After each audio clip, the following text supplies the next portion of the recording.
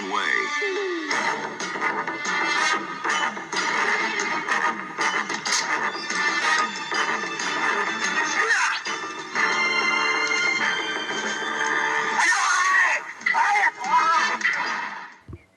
Hello everybody, welcome back to Screenstars. I'm here today to bring you my review for the 1980 Chuck Norris action film, The Octagon. The film is directed by Eric Carson and stars, of course, the legendary Chuck Norris, as well as Karen Carlson, Lee Van Cleef and Art Hindle. Right, this film focuses on a group of ninja terrorists, I suppose, like a ninja training camp that is directly linked to Chuck Norris's character, Scott James, who kind of grew up and trained as a ninja.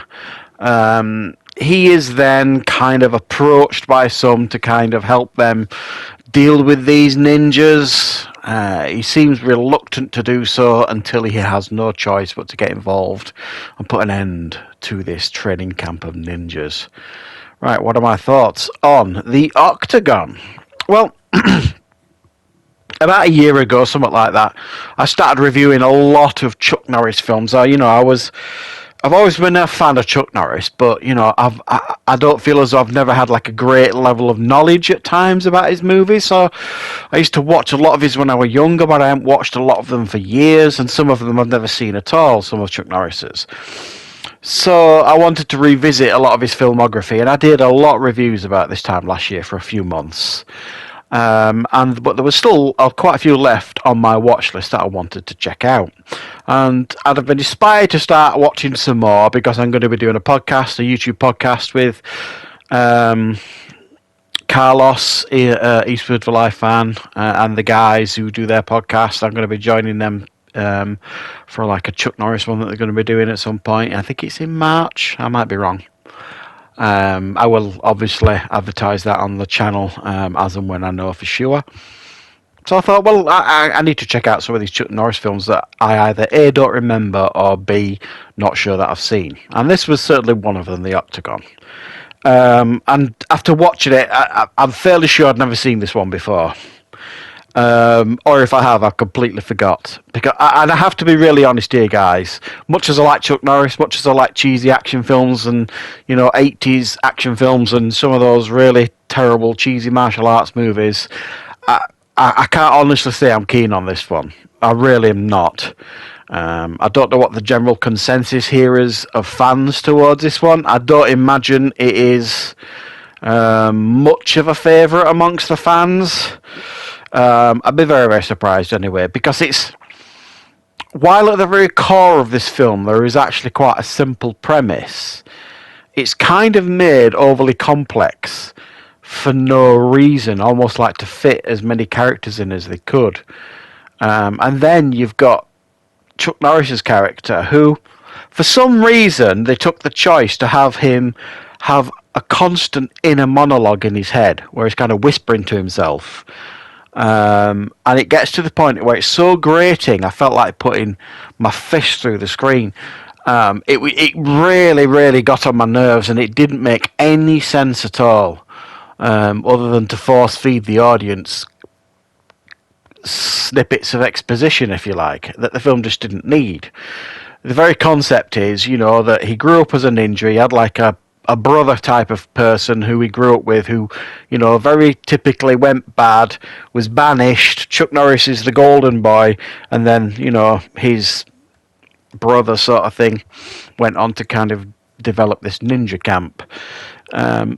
So they're going to meet up kind of later in the film, and he's going to, destroy these ninja terrorists. But it's the stuff in between that. You've got these characters that don't make sense. There's a lot of, from memory, there's like 3 women characters in this film. One of them gets killed early on, the other one gets killed eventually. And there's another one that was training to be a ninja in this camp and then ends up teaming up with Chuck.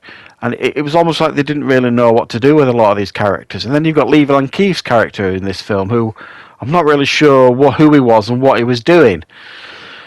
And And then you've got this ninja camp. Now, I didn't really have a problem with the people running the camp. They kind of looked like they knew what they were doing, I guess. But a lot of the people in this ninja camp were you would argue would make questionable ninjas. And it looked like they were only training them for literally days, and then, you know, some of them were getting kind of, you know, given the all clear to be ninjas. And it just kind of like, okay, I don't understand how this ninja camp worked. What were the point of it, and all this kind of stuff. It got very. The story was just incredibly messy. But if you take all that away, and you have to get any enjoyment out of this film, the fight scenes are obviously a lot of fun with Chuck Norris, as you could imagine.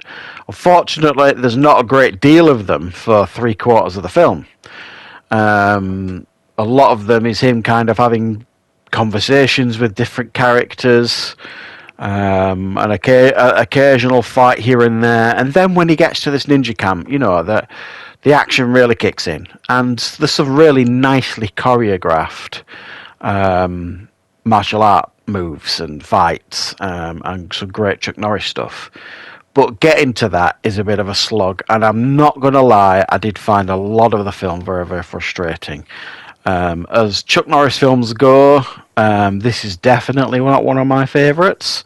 I'll be really interested, guys, for your comments. Is there something I've missed here in this film? Is this the sort of film you need to watch a few times to kind of get the charm of it or something? I don't know. Let me know in the comments. If you're a fan of Chuck Norris, let me know your thoughts on this film. I really am quite fascinated. I mean, I don't think I really got this film. It didn't click with me at all. So, yeah, I'm going to do some more Chuck Norris reviews leading up to that podcast, guys. So stay tuned for plenty more reviews and content on the channel very, very soon.